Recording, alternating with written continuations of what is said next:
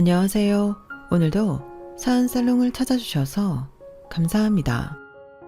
저는 지금으로부터 약 1년 전 완전히 새로운 시작을 하게 된 사람입니다. 제 나이는 벌써 30대 중반인데요. 이 나이에 인생을 다 걸고 새로운 시작을 하는 게 쉬운 일은 아니었지만 제가 사랑하는 가족을 지키기 위해서는 그랬어야만 했어요. 이렇게 극단적인 결정을 내리게 된 이유는 그만큼 충격적인 사건이 벌어졌기 때문인데요. 그 일이 벌어진 이후 저는 지난 30년 동안 살아왔던 인생이 완전히 뒤집히는 경험을 했습니다. 아직 완전히 가시지 않은 그때의 충격을 익명의 힘을 빌려 제 이야기를 풀어놓으면서 해소해보고자 합니다. 넋두리 같겠지만 부디 귀 기울여 들어주세요. 저는 원래 학군이 꽤 좋은 어느 동네에서 영어 강사로 일하던 평범한 직장인이었습니다. 제가 살아왔던 환경도 평범하기만 했고요. 저희 아버지는 대기업에 다니시는 직장인이셨고 어머니는 사립고등학교에서 국어를 가르치는 선생님이셨어요. 저에겐 2살 터울의 누나가 있었는데 누나랑도 친하게 지내곤 했죠. 하지만 누나와의 사이가 가끔 어색해질 때가 있었는데 그건 바로 저희 할머니가 누나를 홀대하고 저를 편애하실 때였습니다. 얘 승주야, 네 동생 밥 먹은 거 갖다 치워라. 아니야 할머니, 내가 치울게. 남자가 어디 주방에 들어가라고 하냐. 승주 뭐하냐? 빨리 밥상 안 치우고. 네. 승주는 밥상 먼저 갖다 놓고 냉장고에 있는 꽈배기 여기다 가져다 주고 설거지해라. 할머니는 매번 이렇게 대놓고 손자만 편애하셨고 저희 엄마는 그런 할머니한테 구박당하는 누나를 보고도 모른 척 하셨죠. 저희 때는 학교에서 남아 선호 사상이니 양성평등이니 하는 걸 배웠을 때라서 저도 할머니의 행동이 잘못되었다는 걸 알고 있었어요. 하지만 그렇다고 해서 집안의 가장 큰 어른인 할머니한테 뭐라고 할 수는 없었고 그저 할머니 댁을 다녀올 때마다 누나한테 평소보다 더 잘해주기만 했을 뿐이었습니다. 누나도 그런 제 마음을 어느 정도 알고 있었는지 저희 사이는 할머니 일로 틀어지지 않고 사이좋은 남매로 잘 자라게 되었어요. 할머니는 저희가 중학생 때 돌아가셨고 그 이후로 저와 누나의 사이는 더 이상 어색해질 일이 없었답니다. 어려서부터 미국 영어를 좋아하던 저는 영문학과를 졸업 후 영어 선생님이 되었고 어려서부터 항상 셈에 능하던 누나는 회계학과를 나와 단번에 회계사 시험을 합격했어요. 대형 회계법인에 취직한 누나는 남부럽지 않은 화려한 싱글의 삶을 살고 있었죠. 이렇듯 그다지 별난 구석이 없는 평범한 집안에서 자라난 저는 성인이 되어 혼자 살면서도 평범하게 그지없는 직장인이 되었어요. 그리고 여느 때처럼 금요일날 회사가 끝나고 몇몇 동료들과 회사 근처 와인바를 갔다가 거기서 아내를 만나게 되었고요.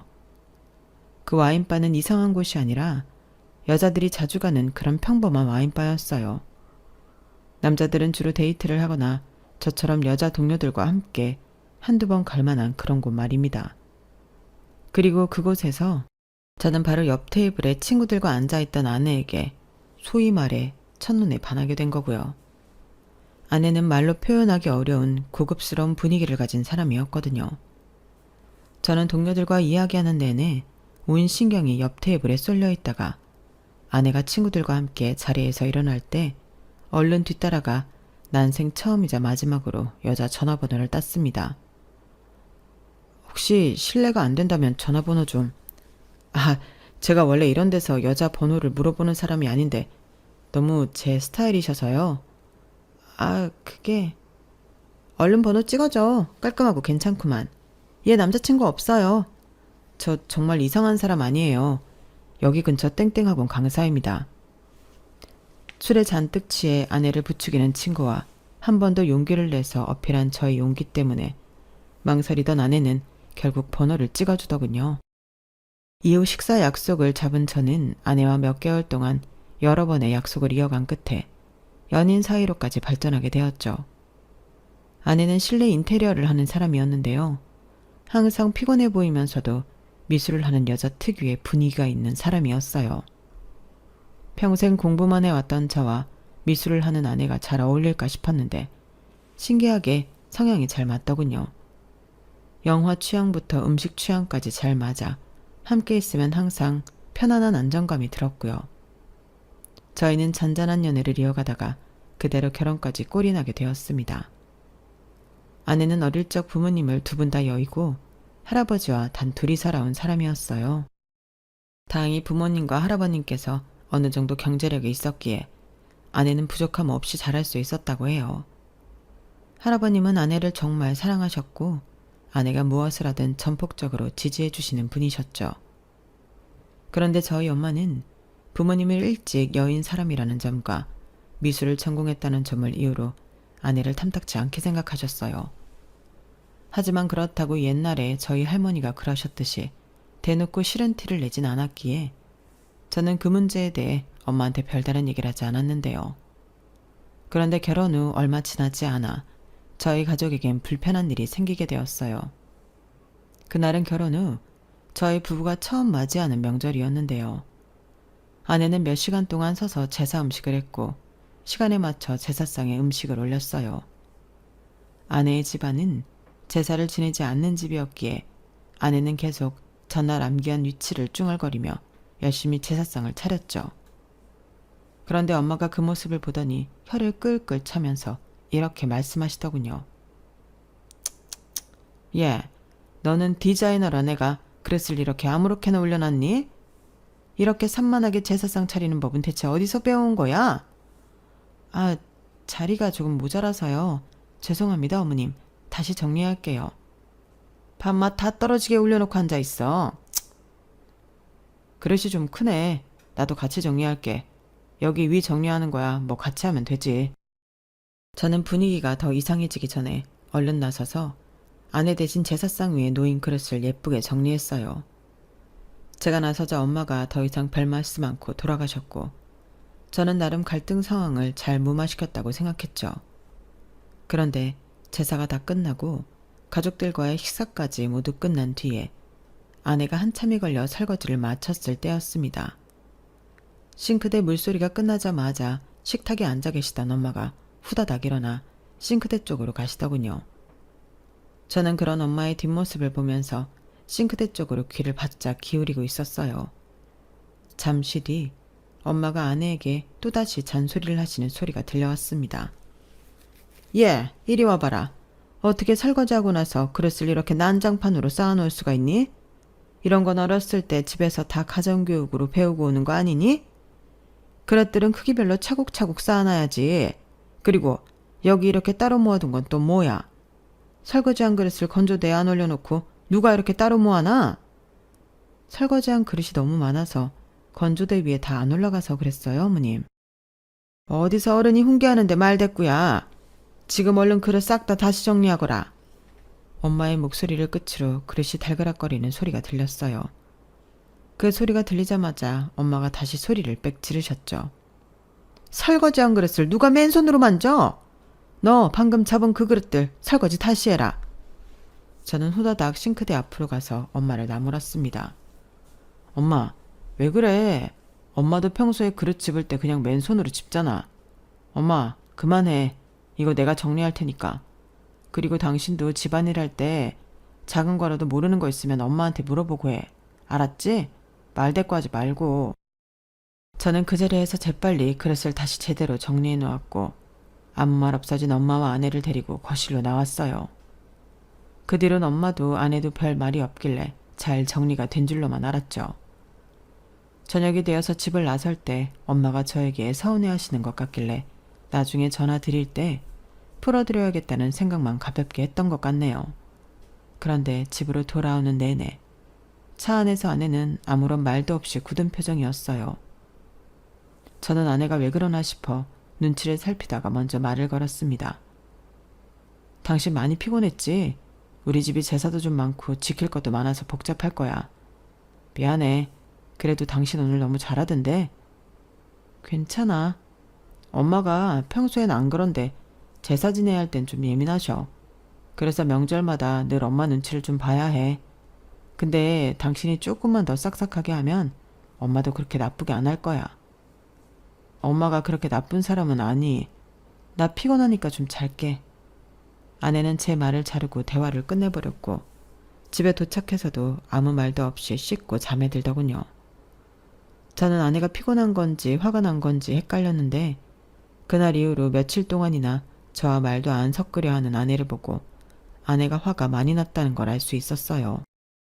하지만 저도 제 나름대로 답답하고 서운한 점은 있었습니다. 엄마와 아내 사이에서 열심히 발벗고 나서서 중재한 건 저였는데 왜 저한테 화를 내는지 이해할 수가 없었거든요. 연애할 때 싸움이 나는 것과 결혼한 후에 불화가 생기는 건 아예 다른 문제더군요. 저는 답답한 마음에 그날 집에 없었던 제 누나한테 전화를 걸었어요. 아이고 이 답답한 놈아. 올케가 뭘 잘못했다고 너까지 훈계를 해대. 그것도 엄마 앞에서. 아니 그럼 일방적으로 아내 편만 드는 것도 그렇잖아. 중재를 하려면 중립적으로 해야지. 너는 사고방식부터가 틀려먹었어. 야, 요즘 같은 세상에 1년에 제사 5번 지내는 우리 집안에 시집 온다는 여자가 어딨냐? 신주탄지 모시듯해도 모자랄 판에 뭐? 중립? 넌 죄 없는 올케한테 억지로 잔소리하는 게 중립이냐? 괜히 아내 편만 들었다가 엄마가 아내를 더 싫어하면 어떡해. 그게 그렇게 단순한 문제가 아니거든. 너의 그 짧은 생각으로 되도 않는 짱구 굴리지 말고 단순하게 굴어. 그냥 올케 편만 들라고 이혼당하기 싫으면. 저는 누나한테 욕을 바가지로 먹은 뒤 아내의 화를 풀어주기 위해 애를 썼습니다. 퇴근하는 아내를 마중 나가 꽃다발을 선물로 안겨주기도 하고 아내가 좋아하던 식당에서 근사한 외식을 하기도 하면서요. 다행히 아내는 저의 노력에 화를 풀고 예전의 모습을 되찾았어요. 예전처럼 관계를 회복한 뒤에는 일부러 저희 집안 얘기는 아내 앞에서 꺼내지도 않았고요. 그런데 관계를 회복한 지 얼마 되지 않았을 무렵이었어요. 하루는 학원에 있는데 엄마한테 전화가 오더군요. 반찬을 했는데 좀 남아서 저희 먹으라고 가지고 오셨다고요. 이미 저희 집 앞에 와 계신 상태였고 비밀번호를 알려달라고 하시니 저는 별 생각 없이 알려드렸습니다. 무거운 반찬통을 들고 현관 앞에 서 계시다니까 당연히 알려드려야겠다고 생각한 거죠. 하지만 그날 퇴근 후 집에 도착했을 때 아내는 매서운 눈빛으로 저를 바라보며 묻더군요. 당신 어머니한테 우리 집 비밀번호를 알려드렸어? 왜? 아까 엄마가 반찬 가지고 왔다고 해서 알려줬는데? 그걸 알려드리면 어떡해. 아니 알려드렸다고 하더라도 나한테 말을 안 하면 어떡해. 그런 일은 같이 사는 사람한테 바로 알려줘야지. 엄마한테 현관 비밀번호 알려드리는 것도 말을 해야 돼? 그냥 잠깐 반찬만 놓고 가신다는 건데. 그냥 잠깐? 오늘 오후에 하루 종일 어머님이 나한테 얼마나 잔소리 하셨는지 알아? 이거 봐. 부엌이며 화장실이며 심지어는 내 옷장 사진까지 다 찍어 보내시면서 잔소리 하시잖아.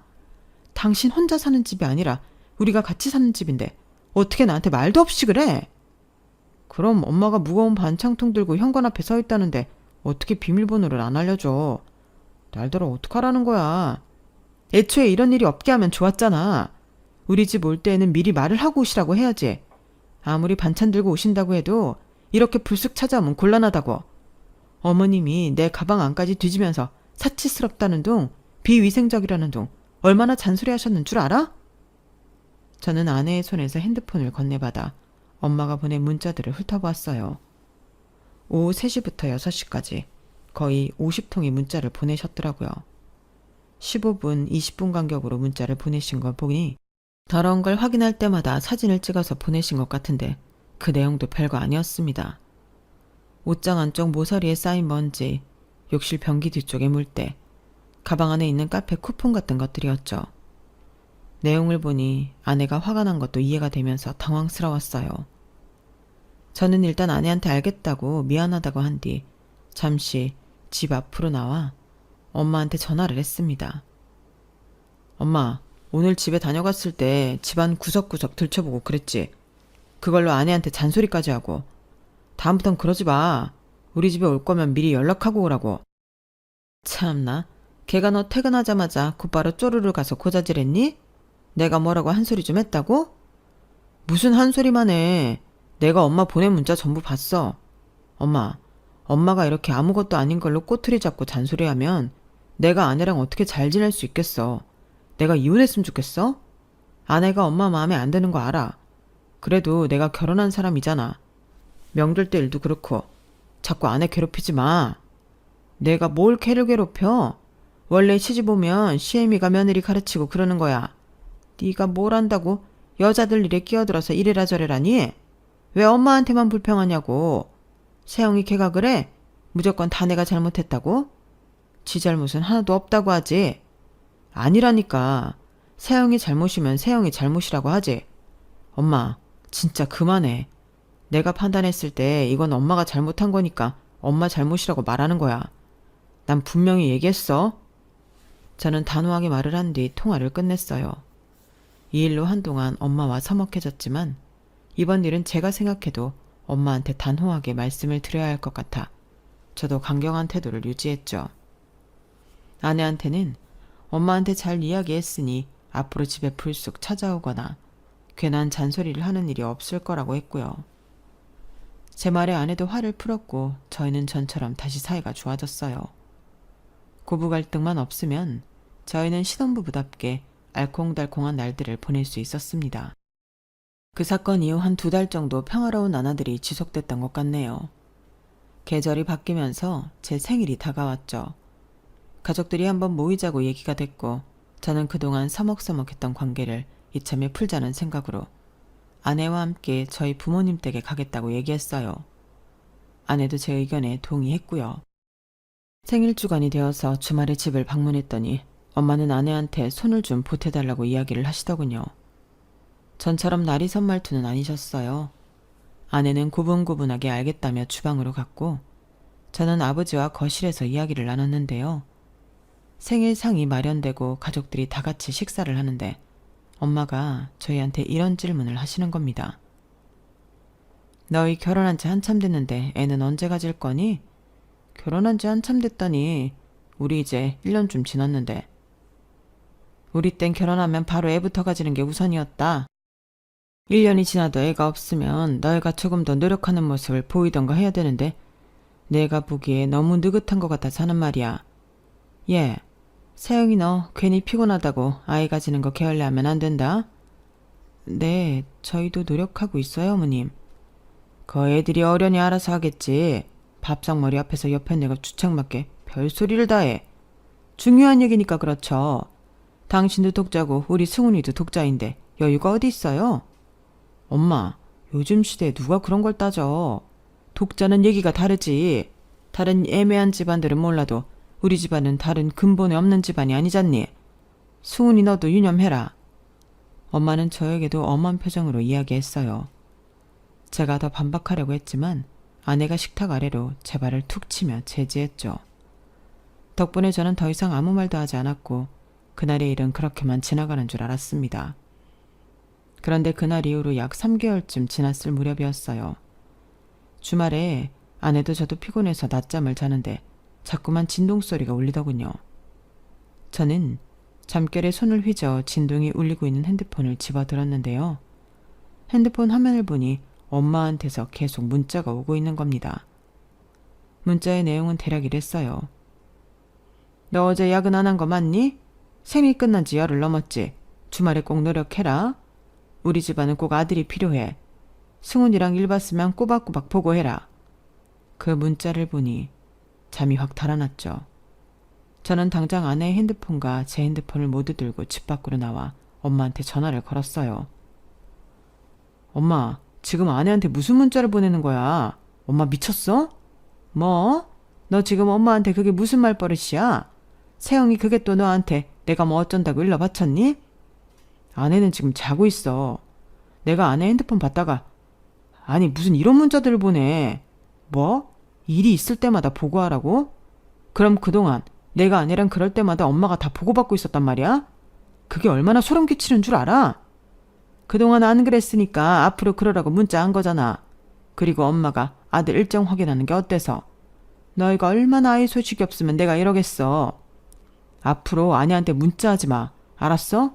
엄마가 자꾸 이러면 내가 신경 쓰여서 아내랑 아무것도 못하겠다고. 방금 그 문자 때문에 당분간은 아내랑은 같은 이불 덮는 것도 부담스러울 것 같아. 진짜 우리 좀 그냥 냅두라고. 저는 이때는 이성을 잃고 엄마한테 화를 냈어요. 그날 이후 저는 제가 나서서 아내의 핸드폰 번호를 바꾼 뒤 엄마한테는 아내의 전화번호를 알려드리지 않았습니다. 지금 다시 생각해도 그때의 충격은 잊을 수가 없네요. 그날 엄마와의 통화를 끝낸 이후 낮잠에서 깬 아내와 함께 핸드폰을 확인해 보았을 때 지난 3개월 동안 엄마가 그런 식으로 보낸 문자가 몇백 개나 쌓여 있었거든요. 저는 아내한테 앞으로 엄마한테 따로 연락이 오면 저한테 반드시 곧장 이야기하라고 신신당부를 했어요. 또 부모님께는 명절 이외의 제사는 저만 가고 아내는 데리고 가지 않겠다고 선언했고요. 그 사건 이후로 전에는 그저 평범한 고부 갈등인 줄 알았던 저희 집안의 불화가 사실 굉장히 심각한 상태였다는 걸 깨달았어요. 그렇다고 절 낳고 길러주신 엄마와 완벽히 척을 질 수도 없는 노릇이니 저는 늘 마음이 무거운 상태로 지낼 수밖에 없었죠. 하지만 아내는 시댁과 멀어지면서 하루가 다르게 얼굴이 피어갔어요. 저와의 관계도 더없이 좋았고요. 그래서였을까요? 제가 저희 부모님과 아내를 떨어뜨려 놓은 지 반년이 채 안 되어서 저희 부부에겐 아기 천사가 찾아오게 되었습니다. 이 소식을 들은 양가 가족들은 모두 축하해 주었어요. 저희, 특히 처갓댁의 할아버님이 눈물을 보이실 정도로 좋아하셨죠. 고맙네 백서방. 내가 이제야 우리 아들이랑 며느리를 마음 놓고 보러 갈 수 있겠어. 아유 아닙니다. 제가 할아버님께 감사하죠. 저희 애엄마를 허락해 주신 건데요. 이제 됐어. 세영이는 몸조리 잘하고 아무것도 걱정하지 말거라. 뭐 필요한 거 있으면 바로 할애비한테 연락하고. 뭐가 됐어. 엄마 아빠는 한참 나중에 보러 가고 나 출산하면 육아 도와줘야지. 아내는 눈시울이 붉어지면서도 괜시리 투정 아닌 투정을 부렸어요. 그 모습을 보며 저희 부모님도 할아버님처럼 순수하게 축하하고 기뻐해 주시면 얼마나 좋을까 싶었네요. 하지만 저희 얼굴을 본 저희 부모님의 첫 질문은 이랬어요. 그래서 성별은 언제 할 수 있다니? 12주 지나면 알 수 있는데 확실한 건 좀 더 기다려 봐야 한대요. 20주차 정도는 기다려야 확실히 알 수 있다고 하셨어요. 아들이지? 이번에 아들이 아니면 최대한 빨리 또 둘째를 가져야 하는데. 세영이 나이도 있으니까 서둘러야 한다. 축하보다는 그저 아들이라는 목적만 달성하려는 모습이었죠. 그러다 보니 저도 저희 부모님 댁에 다녀왔을 때는 처갓댁에 다녀왔을 때처럼 기분이 좋지 않더라고요. 여하튼 저희 부모님은 아내가 부담스러워할 정도로 임산부에게 좋다는 음식이나 아기 용품들을 보내셨어요. 내용을 살펴보면 하늘색, 파란색 아이 옷들과 로봇이나 자동차 등 이제 나의 성별을 아들로 확정 짓고 보내는 선물들이었죠. 그걸 보니 저까지 숨이 막히는 기분이더군요. 제가 자라날 때는 그 어떤 압박도 없으셨던 저희 부모님이었기에 더 당황스러웠어요. 하지만 아내에게 티를 내진 않았습니다. 그저 전처럼 저희 부모님과 아내 사이에 거리를 둘 뿐이었죠. 그렇게 아내와 함께 출산 준비를 하던 어느 날이었습니다. 한 번은 제가 매번 같이 가던 아내의 검진일에 급하게 잡힌 일 때문에 못 가게 되었어요. 같이 일하는 선생님이 부친 상을 당해 수업을 빠지게 되어 제가 대타를 뛰어야 했거든요. 퇴근 후 아내에게 고생했다고 혼자 잘 다녀왔냐고 물으니 아내는 별 이상 없었다며 대수롭지 않게 대답했어요. 저는 아내의 말을 듣고 다행이라고 대꾸하며 여느 때와 다르지 않은 저녁을 보낸 뒤 잠이 들었죠. 그런데 그날 이후로 아내는 산부인과 검진을 자꾸만 혼자 다녀오는 거였어요.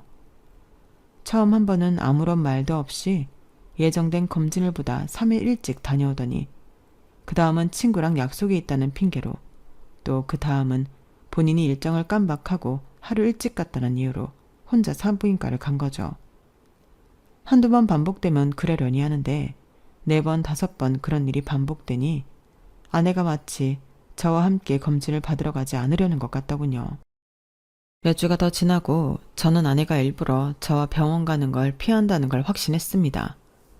아내가 작정하고 저와 검진을 받지 않으려고 한 이상 무슨 일이냐고 아내를 닥달해봤자 쉽게 입을 열 것 같지 않았어요. 그래서 차라리 그냥 아내가 병원을 갈 때 몰래 따라가서 알아보기로 했죠. 아내에겐 제가 먼저 돌아오는 검진 날엔 약속이 있어서 못 갈 것 같다고 선수를 쳤어요.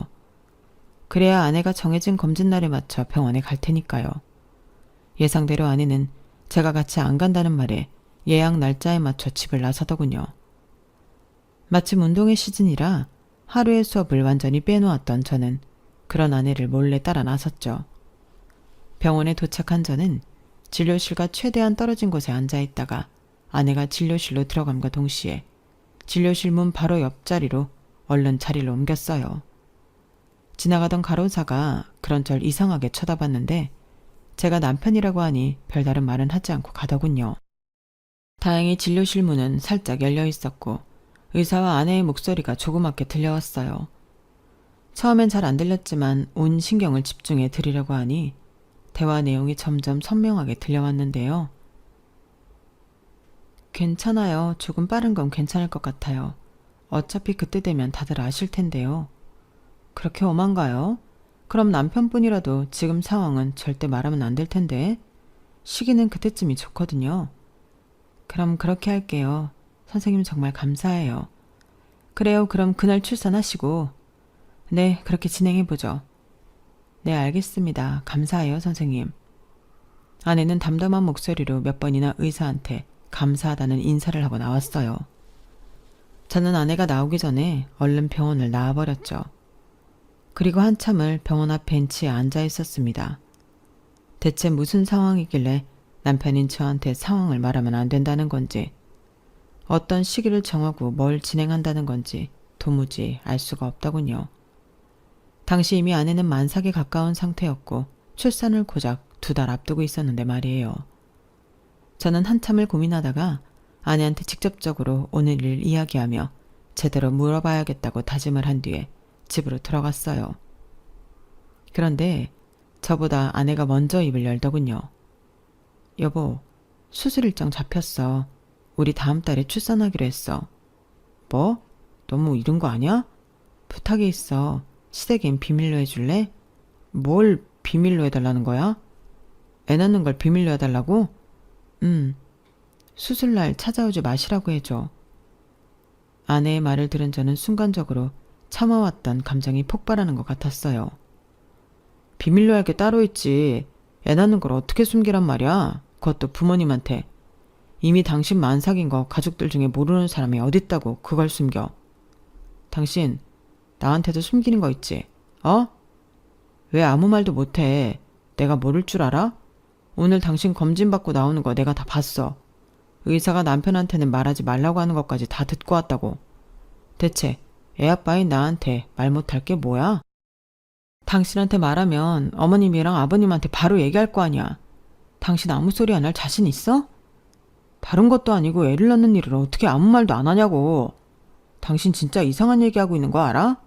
얘기 안 하면 뭐 우리 가족이랑은 아예 연 끊고 살겠다는 거야? 당신한테는 더 이상 할 얘기 없어. 난 수술 전까지 당분간 친정에 가 있을 테니 그리 알아. 그리고 아내는 정말로 친정으로 가버렸죠. 저는 너무 황당하고 화가 났지만 그렇다고 만삭인 아내한테 더 심하게 굴 수는 없었어요. 직접 찾아가는 대신 할아버님께 연락을 드렸는데 할아버님도 무슨 일이 있는 거냐며 걱정스럽게 여쭤보시더군요. 저는 저도 무슨 일인지 모르겠지만 일단 아내를 잘 부탁한다고 말씀드릴 뿐이었습니다. 당시 출산일이 다가오면서 하루가 다르게 저에게 연락을 하시던 저희 부모님께는 수술 날짜만 알려드리고 별다른 말은 하지 않았어요. 그런데 수술 날짜를 들은 엄마가 곧바로 탄식을 하셨죠. 아이 참, 왜 자연분만을 안 하고 수술 일정을 잡아? 그런 거 따지면서 또 싫은 소리 하실 거면 그냥 오지 마. 나중에 출산 끝나고 연락할 테니까. 아니, 원래 출산 예정일보다 너무 빠르잖니. 의사가 그때가 좋다고 한 거야. 나도 자세히는 몰라. 나중에 얘기해 줄게. 엄마는 더 이상 아무런 말을 하지 않았고 그대로 통화는 종료되었어요. 당시 저도 이런저런 일로 너무 예민한 상태였기에 말이 조금 세게 나간 것 같아 죄송한 마음이 들었죠. 그래서 아내의 수술날 부모님을 모시고 같이 가기로 나중에 따로 약속을 잡았습니다.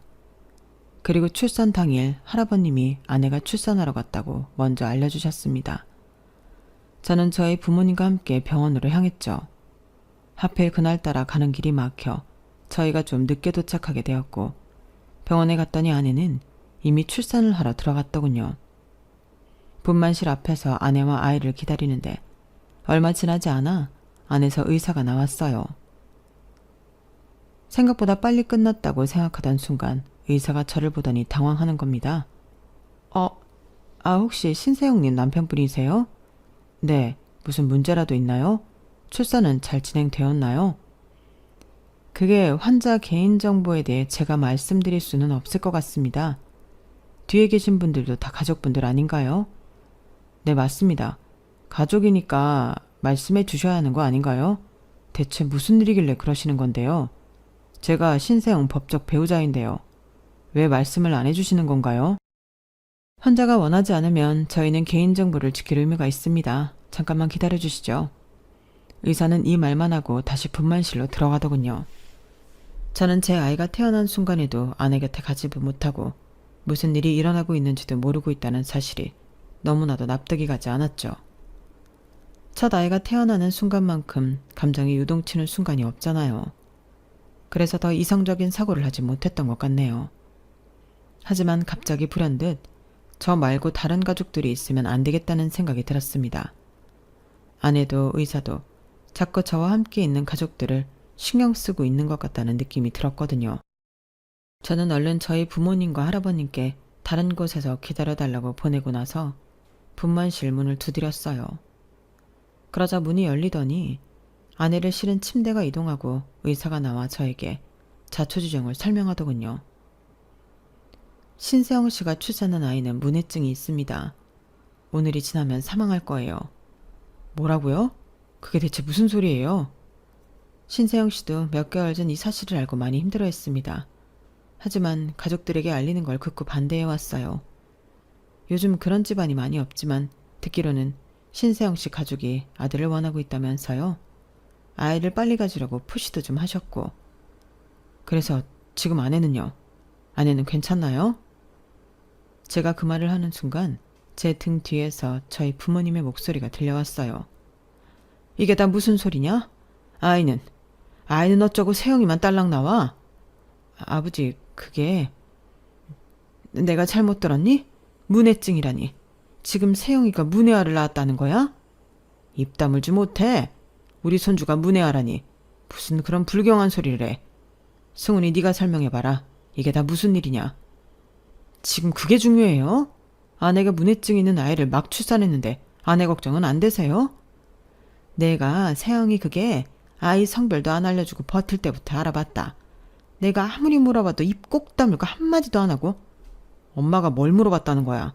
엄마가 아내한테 직접 연락을 했어? 지금 이 마당에 그게 중요해? 여태 세영이가 우리한테 아이가 문해아라는 사실은 숨기고 거짓말을 해왔다는 거 아니냐? 세영이가 임신 중에 뭘 잘못하더냐?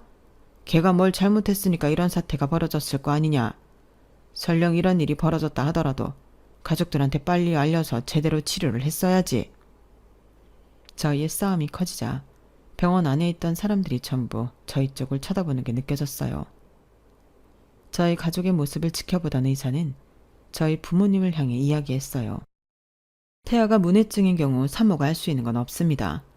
보통은 임신 중절 수술을 권하지만 산모가 출산을 선택해서 그렇게 진행한 거예요. 산모가 할 수 있는 건 다 하신 상태입니다. 남의 집안일에 끼어들지 말고 의사 양반은 빠지쇼.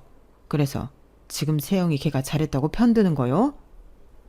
의사한테도 손가락질을 하며 목에 핏대를 세우는 아버지를 보면서 저는 아내가 왜 지금까지 아이가 문해증이란 사실을 숨겼는지 알겠더군요. 저조차도 감당이 안 되는 저희 부모님께 아내가 그 소식을 미리 알렸다면 지난 몇 개월 동안 아내를 얼마나 못살게 괴롭혔을지 눈에 훤했어요. 그만들 좀 하세요. 아버지랑 엄마야말로 우리 부부 일에 끼어들지 말고 빠지시라고요. 뭐? 이놈이 이게 보자보자니까 부모한테 할 소리야 그게? 이 불효막심한 놈아. 엄마, 아버지 지금 말하는 거 보니까 병원에 데려오지도 말았어야 했는데 제가 실수했어요. 둘 다 당장 나가세요 지금. 오늘은 저희 가족끼리만 있을 테니까. 우리는 네 가족이 아니라 이 말이냐? 여태 너 먹이고 입혀서 키워놨더니 뭐가 어쩌고 저째? 승훈이 너 뱃속에 아이가 이 지경인 거 알고 있었지? 세영이랑 짜고 우리 둘 속인 거지? 어떻게 네 아버지랑 나한테 이럴 수가 있어? 차라리 그랬으면 오늘 병원에 같이 오는 짓은 안 했겠지. 진짜 마지막 경고야. 더 이상 내 아내 괴롭히면 두 분이랑 아예 연을 끊겠어요. 둘 다 병원에서 당장 나가요. 어디 버르장머리 없이 부모한테 이따위로 굴어? 안 되겠다. 너 하는 꼬라지 보니까 세영이 이게 너한테 어떻게 굴었을지 훤히 보인다. 우리 집안에 애미애비 없는 년 들었다가 대체 이게 무슨 꼴이냐? 아내를 보고 애미애비 없는 년이라고 부르는 엄마를 보고 저는 그 자리에서 연을 끊기로 결심했습니다. 그런데 제가 제대로 한마디를 하기도 전에 저희 주변에 있던 다른 보호자들이 한마디씩 거들기 시작했어요. 그 중에는 저희 부모님과 동년매로 보이는 분도 계셨고 훨씬 더 나이가 많아 보이는 분들도 있었죠. 거참 시끄러워 죽겠네. 여기 병원 전세 냈어요? 아들이 교통정리 깔끔하게 잘했구만. 다 끝난 일을 가지고 왜 이렇게 시끄럽게 군소리를 해대요? 뭐라고요? 남의 가족 일에 신경 끄세요. 우리가 애 낳으러 와서 당신네 같은 인간들 소리를 들어야 해요?